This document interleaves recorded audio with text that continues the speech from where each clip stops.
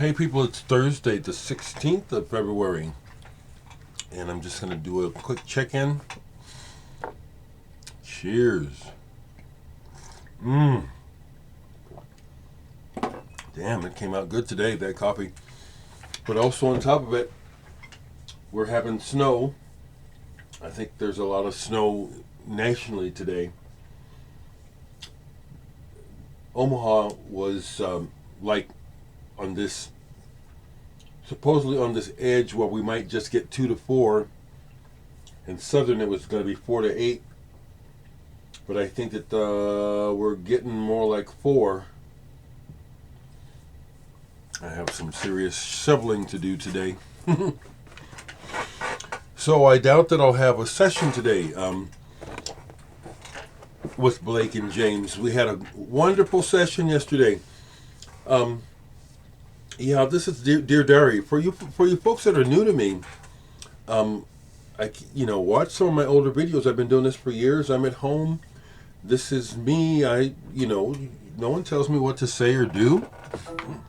Sharing with you what I want to share. So,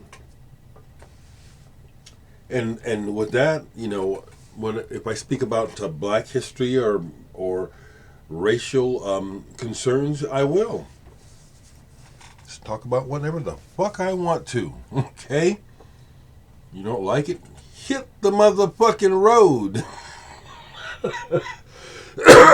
And notice, I'm smiling, ain't nobody mad. People, jeez, people.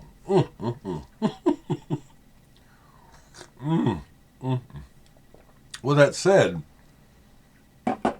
I'll share one. I did play one thing that I can show you. I've been going through these. Besides the work that I'm doing with Blake and now James, they're a pair. Next time they're both over here, I'll get them on camera. That'll be entertaining.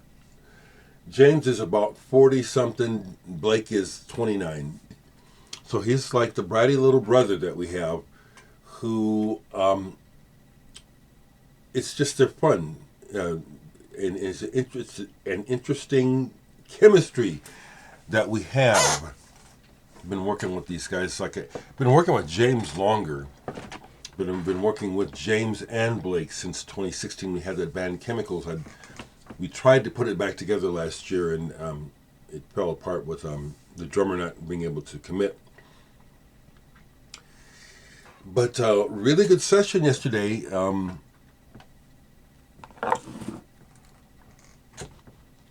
They work really well together, and I suppose I can. What am I willing to share? Because I don't want to be spilling the beans all now. It's like we're as it goes, as it's going. It's like, oh, okay. So it was actually Blake who called James and told him to show up yesterday. Because I don't know, I thought I would, need to talk to Blake about whether or not, to bring James or anyone else, and he brought him in. So anyway, this is a rough mix, what I played with the other day. The horns aren't coming in right away on this, and this is nowhere near done regarding what I'll have the horns do. But they don't come in until after the break.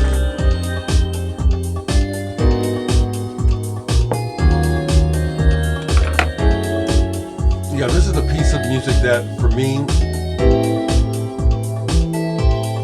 it's a very happy place where this music is coming from. The message is love, very simply. It's like open the window and let the air come in. Draw the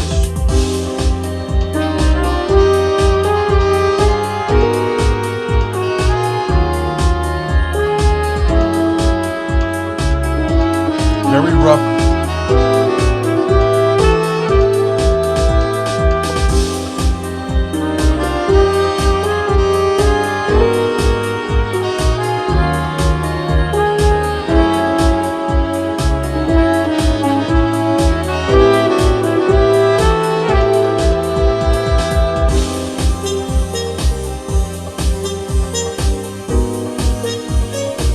That's taste.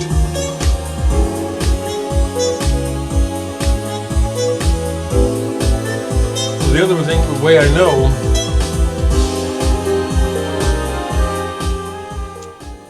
the other way I know that we're onto something is that I'm not tired of listening to this, and as the engineer, producer, and you other people who make music know, you have to listen to things over and over and over again. That's how you know if you have a good idea, is if you start getting tired of the idea. And that happens, it definitely happens when I'm writing and recording, that I'll think I've started something good, and as I work on it, I start to get sick of it. This is not the case. This just uplifts me, and I just love it so much. That was a very rough mix, and we're going to be doing another session with that song in mind, and takes. Those aren't permanent takes, but you can hear what we're working on.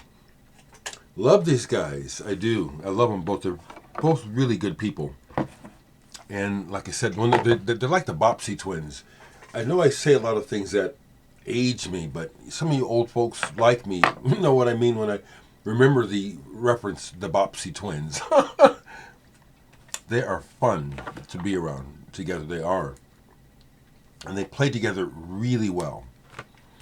That album that they're on together, Josh Hoyer, can I?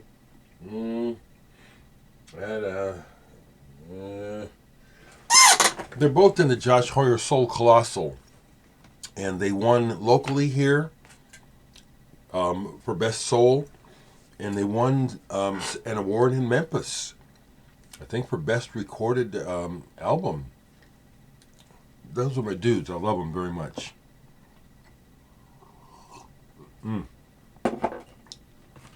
So the thing that I got to listening to, other than what's on my computer, because like I say, I've been stacking up some stuff.